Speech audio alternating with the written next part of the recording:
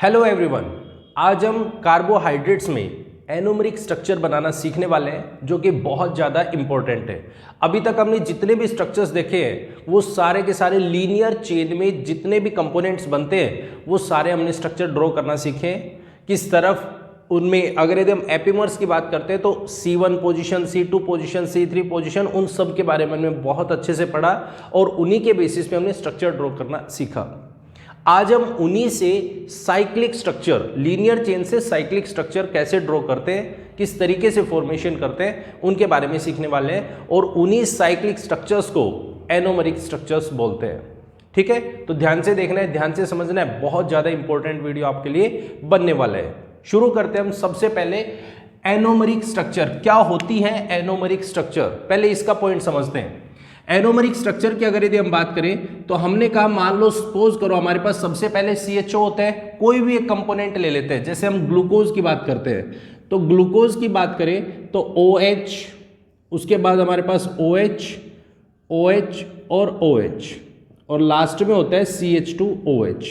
ये तो हमारे पास एक लीनियर चेन है और जिसके बेसिस पे हमें इसी से एनोमर बनाना है, एनोमेरिक स्ट्रक्चर ड्रॉ कर रही है। और एनोमेरिक स्ट्रक्चर का मतलब ये होता है, अगर यदि हमारे पास इससे यहां पे साइक्लिक रिंग बनेगी, यहां से ये जो O है ये इस एल्डिहाइडिक ग्रुप पे अटैक करेगा और ये साइक्लिक रिंग की फॉर्मेशन करता है इस तरीके से। अब सबसे बड़ी बात दिमाग में ये चल रही है कि यही OH क्यों अटैक कर रहा है, यहां से OH ने क्यों अटैक किया, इससे ऊपर वाला भी तो अटैक कर सकता था, इधर से भी तो अटैक हो सकता था, यहां से भी अटैक हो सकता था। तो इनके मीनिंग को समझने के लिए अगर यदि हम थोड़ा सा पहले इसके मैकेनिज्म को समझें तो हमें बहुत अच्छे से समझ में आएगा कि ये क्या हो रहा है, किस वजह से हो रहा है। ठीक है, तो हम पहले इसके मैकेनिज्म को समझते हैं कि एल्डिहाइड्स किस तरीके से अल्कोहल की प्रेजेंस में रिएक्शन देते हैं और क्या उनका मैकेनिज्म होता है। देखिए जरा, जैसे मान लो सपोज करो अगर यदि मैं किसी भी एल्डिहाइड ग्रुप की बात कर रहा हूं, कोई भी मेरे पास एल्डिहाइड ग्रुप है और उस एल्डिहाइड को मैं प्रेजेंस देता हूं, किसकी प्रेजेंस देता हूं, मैंने कहा ROH, कोई भी एक अल्कोहल है इन एसिडिक मीडियम। ठीक है, इसकी प्रेजेंस में हम इस पर रिएक्शन करने की कोशिश कर रहे हैं। तो जैसे मैंने रिएक्शन की तो मैंने कहा भाई हमारे पास ये अल्कोहल है, ये एसिडिक मीडियम है, यहां पे कार्बोनिल सेंटर पे ऑक्सीजन के पास lone pair of electrons present हैं और जब लोन पेयर ऑफ इलेक्ट्रॉन्स है तो ऑब्वियस सी बात है इसके पास में इलेक्ट्रॉन डेंसिटी ज्यादा है तो इसने इसके ऊपर अटैक किया। जब ये इस पे अटैक करेगा तो हमारे पास ये बनेगा RC डबल बॉन्ड OH, क्योंकि इसने इलेक्ट्रॉन डेंसिटी डोनेट किए और डोनेट किए तो इस पे पॉजिटिव चार्ज और ये मेरे पास एल्डिहाइड ग्रुप बनेगा। मेरे को ये कंपाउंड इस तरीके से नजर आएगा क्योंकि इसने लोन पेयर ने H पे अटैक किया और H पे अटैक किया तो इसने H को एक्सेप्ट कर लिया है। बात क्लियर होगी। अब क्योंकि मेरे पास अल्कोहल फ्री पड़ा हुआ है, ROH ग्रुप फ्री पड़ा हुआ है और फ्री है तो इसके पास भी ऑक्सीजन है और ऑक्सीजन के पास में लोन पेयर है, लोन पेयर है तो ये जो लोन पेयर है ये इस कार्बोनिल सेंटर पे अटैक करेंगे और जैसे कार्बोनिल सेंटर पे अटैक करेंगे तो इसको एक बॉन्ड तोड़ना पड़ेगा क्योंकि कार्बन होता है वो तो 4 ही बॉन्ड बना सकता है। जैसे इसने अपना बॉन्ड तोड़ा तो हमारे पास ये बन गया RCOH, यहां से H, यहां पे OR और ये हो गया मेरा H, पॉजिटिव चार्ज। अब देखो ध्यान से, क्योंकि मेरे पास ये जो कंपोनेंट है इस तरीके से तो प्रेजेंट हो ही नहीं सकता, ऑक्सीजन अपने आप को न्यूट्रल करने की कोशिश करेगा और न्यूट्रल किस वे में करेगा, किस तरीके से करेगा, तो वो न्यूट्रल करेगा कि भाई देखो मैं तो H पॉजिटिव मीडियम, जो मेरा मीडियम था वो एसिडिक मीडियम था, तो ये अपने H आयन को लूज करने की कोशिश करेगा और लूज करेगा तो हमारे पास ये बना देगा RCOH H और OR। तो इस तरीके से मेरे पास में इसकी फॉर्मेशन करते हैं। अगर कोई भी एल्डिहाइड है या कोई भी कीटोन है, उनकी प्रेजेंस में अगर अल्कोहल के साथ रिएक्शन करते हैं तो हमारे पास में इसकी फॉर्मेशन होती है जिसको हम बोलते हैं हेमी एसिटल या हेमी कीटल्स। अगर यदि कीटोन होते हैं तो हेमी कीटल्स बोलते हैं उसको और इनको बोलते हैं हमने हेमी एसिटल्स। क्लियर हो गया पॉइंट, एकदम क्लियर हो गया। ये था मेरे पास इस तरीके का मैकेनिज्म। अगर देखो, अगर ध्यान से सुनना इस बात को, अगर मेरे पास में दो अलग अलग कंपोनेंट्स, मेरे पास में दो अलग अलग कंपोनेंट्स थे, ये वाला एल्डिहाइड मेरे पास अलग चेन में था, ये एल्डिहाइड और दूसरा एल्कोहल, दोनों के दोनों डिफरेंट मॉलिक्यूल्स थे, डिफरेंट अलग अलग थे। ये अलग मॉलिक्यूल है, इसका फ्री एग्जिस्टेंस है, इसका अलग फ्री एग्जिस्टेंस है, तो इनको तो हमने बोल दिया इंटरमोलिक्यूलर रिएक्शन। इंटरमोलिक्यूलर, क्योंकि इस इंटरमोलिक्यूलर रिएक्शन होने की वजह से यहां पे कोई भी साइकिल नहीं बनी, कोई रिंग नहीं बनी है। लेकिन अगर यदि यही पोजीशन चेंज हो जाए, चेंज कब होगी, जैसे अब जरा इसको समझते हैं, देखना ध्यान से समझना, ध्यान से सुनना है। अगर यदि मेरे पास कोई भी एल्डिहाइड आए और कीटोन आए, कोई भी हो सकता है, एल्डिहाइड या कीटोन दोनों में से कोई भी हो सकता है। अगर मेरे पास में कोई भी एल्डिहाइड है या फिर कीटोन प्रेजेंट है, जैसे मान लो सपोज करो मेरे पास ये ग्रुप है, यहां पे H लगा दिया मैंने, एल्डिहाइड है, इसके ऊपर OH ग्रुप है, 5 ग्रुप मेरे पास, ये कोई भी एक कार्बन चेन है और इसके ऊपर से मैंने OH जोड़ दिया। अब देखना, ध्यान से समझना, ध्यान से सुनना, ये मेरे पास एल्डिहाइड ग्रुप है, इसी मॉलिक्यूल में, इस एल्डिहाइडिक मॉलिक्यूल में ही OH ग्रुप प्रेजेंट है, दोनों के दोनों एक ही मॉलिक्यूल में प्रेजेंट है, दोनों के दोनों ग्रुप्स, एल्कोहल भी और एल्डिहाइड भी दोनों एक ही ग्रुप में प्रेजेंट है, एक ही कंपोनेंट में प्रेजेंट है। तो इसको हम बोलेंगे कि भाई एसिडिक मीडियम में रिएक्शन करवाओ आप। बहुत अच्छी बात है, दोनों चीजें हमें मिल गई, दोनों चीजें एक ही जगह पे प्रेजेंट है, मीडियम भी मुझे मिल गया, एसिडिक मीडियम मुझे चाहिए था, एसिडिक मीडियम मुझे मिल गया। मैकेनिज्म वही है, क्या मैकेनिज्म है, देखो जरा, ऑक्सीजन का लोन पेयर सबसे पहले अटैक करेगा इसके ऊपर, जैसे ही इस पे अटैक किया तो मेरे पास में यही कंपोनेंट बना कुछ ऐसा, double bond OH, positive charge aldehyde 1 2 3 4 5 और इस पे OH, और ये हो गया आगे कुछ भी एक कार्बन है, ये कार्बन, ठीक है। वही सेम तरीके से ऑक्सीजन ने अटैक किया है तो ऑक्सीजन ने हाइड्रोजन को अपने साथ में अटैच कर लिया तो ये बना दिया, ये बनेगा। एकदम क्लियर है इतना। अब देखो, क्योंकि एल्कोहल ग्रुप उसी चेन में प्रेजेंट है, देखो जरा, ऑक्सीजन वही है तो ऑक्सीजन का लोन पेयर अगर यदि एल्कोहल का लोन पेयर अटैक करेगा तो ऑब्वियस सी बात है ये घूम फिर के इस कार्बन सेंटर पे अटैक करेगा, और अगर कार्बन सेंटर पे अटैक करेगा तो उसने अपने लोन पेयर से इसके साथ में बॉन्ड बनाया है, बॉन्ड बनाया है, तो ये देखो एक साइक्लिक रिंग बनने की कोशिश होगी। साइक्लिक रिंग कैसे होगी जरा देखते हैं, देखो ध्यान से देखना, एक तो ये वाला कार्बन है, ये मेरा दूसरा कार्बन है, तीसरा कार्बन है, चौथा कार्बन है, पांचवा कार्बन है, और छठा मेरा ऑक्सीजन है। क्योंकि ऑक्सीजन के थ्रू हो रही है तो ऑक्सीजन के थ्रू हो रही है तो मेरे पास में ये यहां से इस पे अटैक करेगा, क्योंकि ये 5वें बॉन्ड पे जुड़ा है OH, तो मेरे पास ये 6 मेंबर्ड रिंग बन रही है। 6 मेंबर्ड रिंग कैसे बनी भाई, मेरे पास में ये कोई भी एक रिंग हो सकती है जिसके अंदर, ध्यान से देखना अब इस चीज को, 6 मेंबर्ड रिंग है, कहीं भी मैं ऑक्सीजन लगा सकता हूं, यहां लगा दो चाहे वहां लगा दो, क्योंकि जब बॉन्ड बनेगा तो ये ऑक्सीजन के थ्रू जुड़ेगी कार्बन सेंटर पे, और अगर यदि ये ऑक्सीजन छठा नंबर है तो किधर भी जोड़ दो, 1 2 3 4 और 5, मैंने ये नंबरिंग कर दी। फर्स्ट कार्बन पे OH था तो कार्बन ने जब कार्बन पे अटैक हुआ है तो ऑब्वियस सी बात है बॉन्ड तोड़े भी का, और जैसे इसने अपना बॉन्ड डिसोसिएट किया तो फर्स्ट कार्बन के ऊपर मेरे पास OH आ गया और मेरे पास H आ गया, यही आया, यही आया। और देखो और कुछ जुड़ा है नहीं, 5th कार्बन पे मेरा मिथाइल ग्रुप जुड़ा है तो 5th कार्बन पे मेरा मिथाइल ग्रुप हो गया, और क्योंकि ऑक्सीजन पे लोन पेयर है तो ऑक्सीजन के लोन पेयर ने अटैक किया था तो पॉजिटिव चार्ज, तो इस तरीके की रिंग फॉर्मेशन हो जाती है। सबसे बड़ा दिमाग में क्वेश्चन ये चल रहा है कि भाई मेरे पास में अगर यदि ये OH इस पोजीशन पे ना होके मेरा यही OH इस पोजीशन पे होता तो क्या होता, देखो जरा, अगर यदि ये OH इस पोजीशन पे होता तो ये यहां से अटैक करता है, और अटैक करता तो 1 2 और 3, कितने मेंबर्ड रिंग बनती है यहां से, 3 मेंबर्ड रिंग, जो कि बहुत हाई एंगल स्ट्रेन मिलता आपको, और ये इतनी जल्दी एग्जिस्ट करती नहीं या स्टेबल नहीं होती, ये कह सकते हो। अगर यदि 3 नंबर पे होता तो इसकी कंपैरिजन में यहां से अटैक होता और यहां से अटैक होता तो ये 4 मेंबर्ड बनता, और 4 मेंबर्ड रिंग होती तो इसकी कंपैरिजन में ज्यादा स्टेबल होती, लेकिन फिर भी ये इतना ज्यादा स्टेबल नहीं है। 5 से 5 पे अगर OH होता तो फिर ये अटैक करता। तो इसका मतलब 3 मेंबर्ड रिंग बहुत ही लेस स्टेबल होती है, बहुत लेस स्टेबल। 3 से ज़्यादा 4, 4 से ज़्यादा 5 और 5 से भी ज़्यादा 6 मेंबर्ड रिंग ज़्यादा स्टेबल होती है। और जब ज़्यादा स्टेबल है तो इसकी फॉर्मेशन होना ज़्यादा पॉसिबल है। तो अब मेरे पास वही सेम काम, एसिडिक मीडियम है तो मेरे पास इसको ये अटैक देगा, वापस से लोन पेयर बनाएगा, H पॉजिटिव निकल जाएगा, तो हमारे पास में ये बनेगा कुछ इस तरीके से, ऑक्सीजन यहाँ पे, OH यहाँ पे, मिथाइल ग्रुप यहाँ पे। क्लियर हो गया एकदम? ये अगर मैकेनिज्म समझ में आ गया तो बहुत अच्छे से आपको उसका, अगर यदि आप ग्लूकोज के या किसी की भी एनोमरिक स्ट्रक्चर बनाना जानना चाहते हो तो वो बहुत अच्छे से आप सीख सकते हो।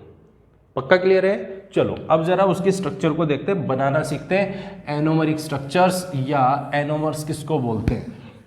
देखिएगा, देखो सबसे पहली बात तो मैं आपको जरा थोड़ा सा एक्सप्लेन कर दूं। मेरे पास कोई भी एल्डिहाइड या ग्लूकोज की कंटेन करने वाले एल्डिहाइडिक ग्रुप हो या कोई भी कार्बोक्सिलिक एसिड का जो भी कार्बोहाइड्रेट्स हैं उसमें कोई भी एल्डिहाइड कंटेन करने वाला ग्रुप है। जैसे मैं एक स्ट्रक्चर लेता हूं, जैसे मैंने ग्लूकोज की स्ट्रक्चर ली CHO, मैं CHO को भी कुछ इस तरीके से बना रहा हूं, C double bond O H group, यहां पे OH है, यहां पे OH, 4th carbon 5th carbon, और नीचे आ गया मेरा CH2OH। तो पहला पॉइंट तो यही है कि हमारे पास में 5th कार्बन से ही क्यों अटैक कर रहे हैं, इसी कार्बन वाला क्यों अटैक कर रहे हैं, क्योंकि मैंने कहा कि जब भी ये इस पे अटैक करेगा तो यहाँ से 6 मेंबर्ड रिंग बनाएगा, और 6 मेंबर्ड रिंग ज़्यादा स्टेबल होती है, ज़्यादा स्टेबल होगी तो वो ज़्यादा स्टेबल होगा तो ज़्यादा अच्छी रिंग होगी और उसमें एंगल स्ट्रेन कम होगा। तो यहाँ से देखो ये लोन पेयर इस पे अटैक करेगा, किस पे? कार्बोनिल सेंटर पे। कार्बोनिल सेंटर पे अटैक किया तो इसने अपना बॉन्ड डिसोसिएट किया। एसिडिक मीडियम में अगर यदि बात कर रहे हो तो पहले आप H पॉजिटिव का अटैक दिखा दो इस पे, H पॉजिटिव का अटैक दिखाओगे तो H पॉजिटिव यहाँ जुड़ेगा, पॉजिटिव चार्ज यहाँ आएगा, यहाँ आएगा, तो फिर मेरे पास में ये अटैक करेगा ऑक्सीजन का लोन पेयर यहाँ पर, और यहाँ पे जैसे अटैक करेगा तो ये बनेगा COH, पॉजिटिव लोन पेयर था, पॉजिटिव चार्ज था, बॉन्ड डिसोसिएट हुआ तो OH और H। अभी देखो जरा यहाँ पे ध्यान से देखना है, इसी पॉइंट को समझना है। यहाँ पे इसकी जितनी भी एनोमरिक स्ट्रक्चर्स होंगी वो यहीं से बन के चलेंगी, यहाँ से बननी है ये वाला, ठीक है। और क्योंकि इसने अटैक किया है तो ये रिंग यहाँ पे आई है, और क्योंकि इस ऑक्सीजन ने अपना लोन पेयर डोनेट किया है तो इस पे पॉजिटिव चार्ज। क्लियर है? क्लियर एकदम, ऑक्सीजन के ऊपर आ गया पॉजिटिव चार्ज। अब जरा इस पॉइंट को समझना है, अगर यदि मेरे पास इसने अटैक किया इसके ऊपर, क्योंकि मेरे पास ये जो कार्बोनिल कार्बन है ये मेरा sp2 हाइब्रिडाइज्ड है, sp2 हाइब्रिडाइज्ड कार्बन है, और sp2 है इसका मतलब क्या है? प्लेनर है।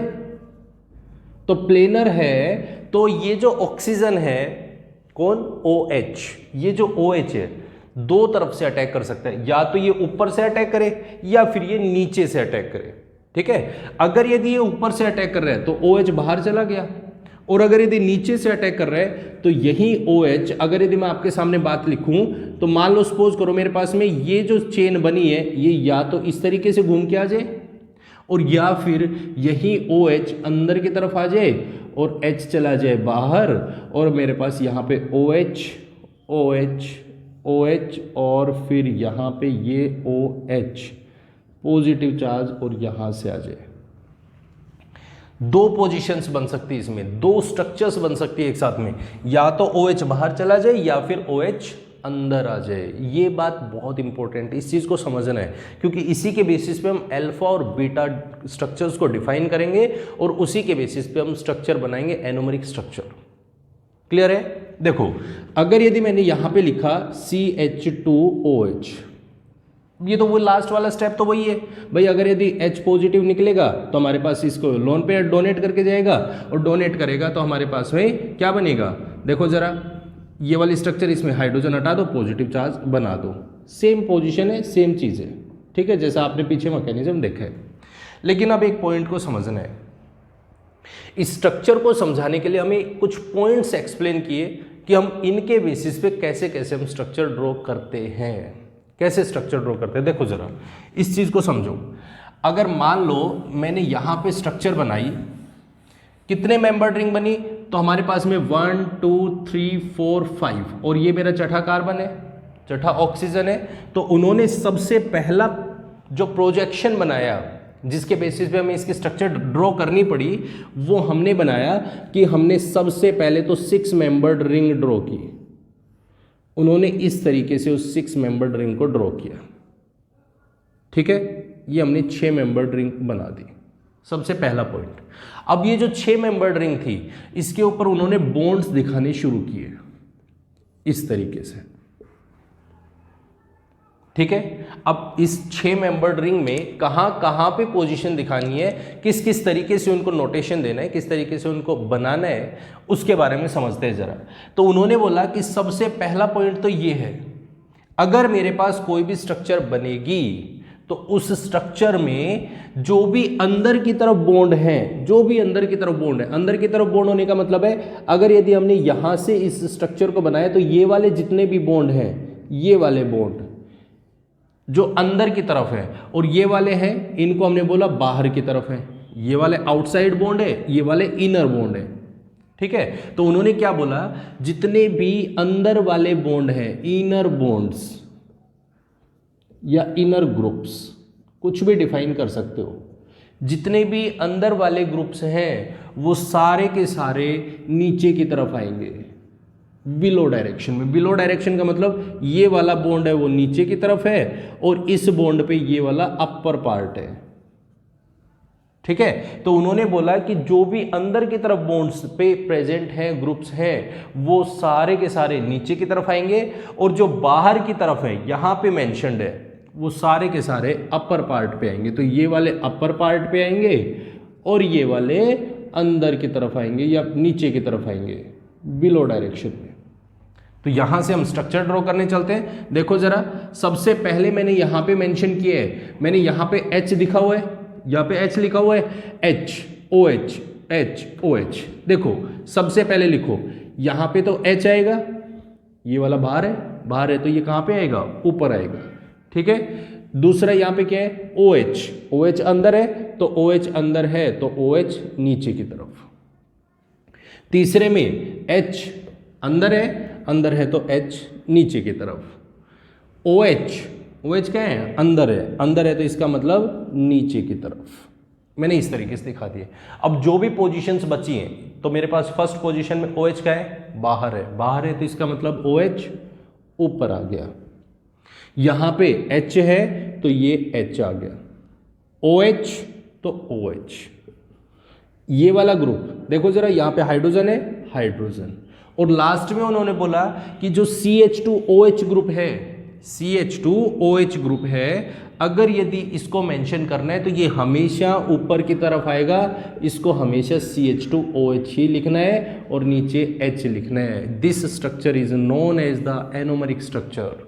अब उसमें भी उन्होंने 2 नाम डिसाइड कर दिए। 2 नाम क्या डिसाइड कर दिए, देखो जरा। एक तो मेरी ये पोजीशन बनी जिसमें OH अंदर की तरफ, बाहर की तरफ है, यहाँ पे OH आउटसाइड डायरेक्शन में।